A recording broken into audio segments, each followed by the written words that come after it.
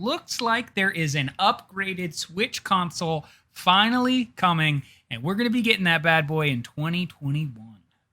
So the specifications of the new machine have yet to be finalized, though the Kyoto-based company Nintendo has looked into including more computing power and 4K high-definition graphics. People briefed on the strategy told Bloomberg News, asking not to be identified because it's still private. So Nintendo faces stiff competition for gamers' attention this fall, especially as the PlayStation 5 and Xbox Series X are set to arrive in time for the holiday season. Fingers crossed. What's up, Valley? Welcome, welcome. Yeah, so the release of the upgraded Switch would be coupled with or followed by a slew of games for Nintendo itself and related outside studios, the people said.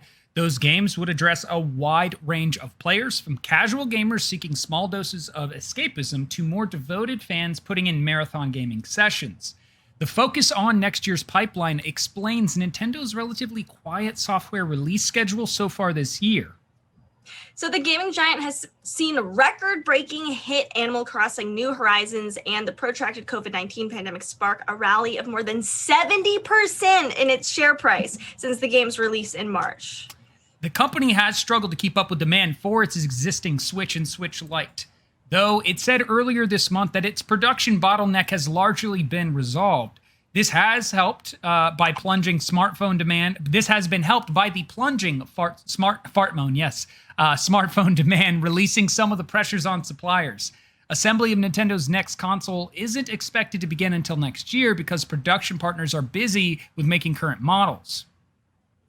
So Taiwan's Economic Daily News first reported the new console plans on Monday, and a Nintendo spokesman declined to comment.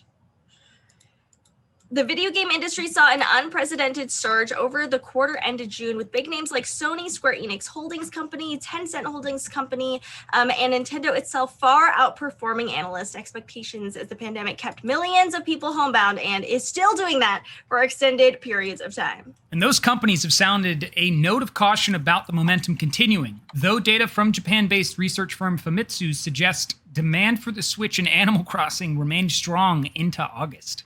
So Nintendo has sold 61 million Switch consoles in the period between its March 2017 launch and the end of June this year. Extending the console's lifespan with the spec'd-up version is likely to make the company's longest-lived console generation. And Nintendo's president had this to say: with Nintendo Switch about to begin its fourth year, the situation does feel a little different from the home consoles we've offered in the past.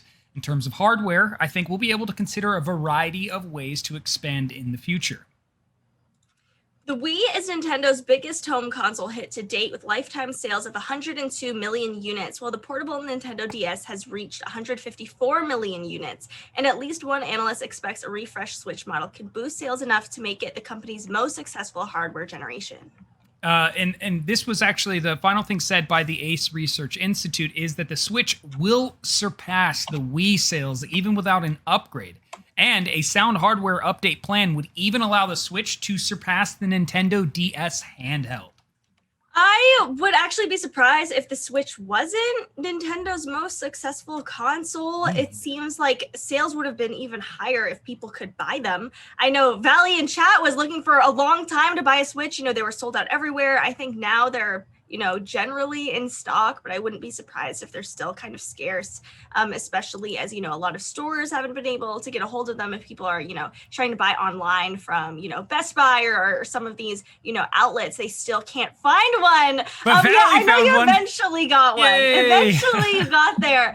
I just looked up how many units of the PlayStation 4 has sold, and it's 102 million units. I think with like a pro version of the Switch, I hope that'll be enough to bump its numbers, to be the best-selling console for Nintendo, and even surpass the PS4 potentially. That's awesome. Hey, Kicks in the Mix, thank you for the follow. By the way, that is Kika, my amazing other half, who's thousands of miles away over in Portugal, tuning in. So everybody, make sure you drop her some love. I want to say that the Switch getting a new console is not surprising at all, specifically because there's been so many problems with the hardware not reaching 4K, because we know that 4K is really necessary at this point for games looking their best.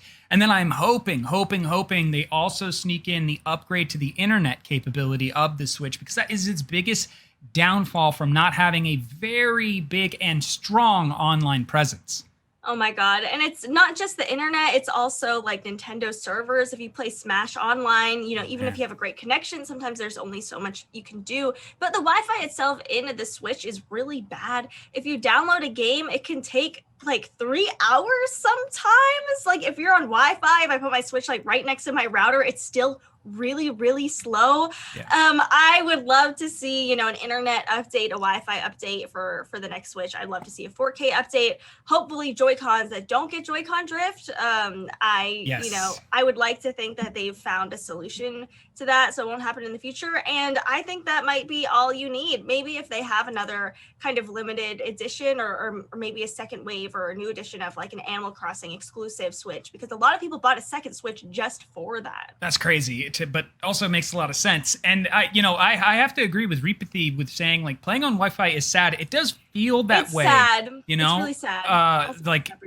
you want the ability to plug in an Ethernet, and I feel like the Switch is sort of presented itself in this, I don't know, in this way that like could it use the Ethernet cable and it wouldn't feel odd, unless they're saying like the Wi-Fi connection is going to be strong and the servers are going to be, built in a way where they can handle it purely for Wi-Fi, so everybody has like a smooth experience. I don't know how to address that issue because I'm not an expert on the subject matter, but they do have to figure out a way to solve that problem.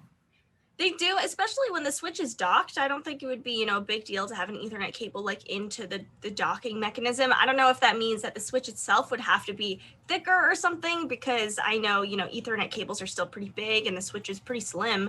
I don't know if that would, change a lot of its design or as you said, maybe if they just made the Wi-Fi better.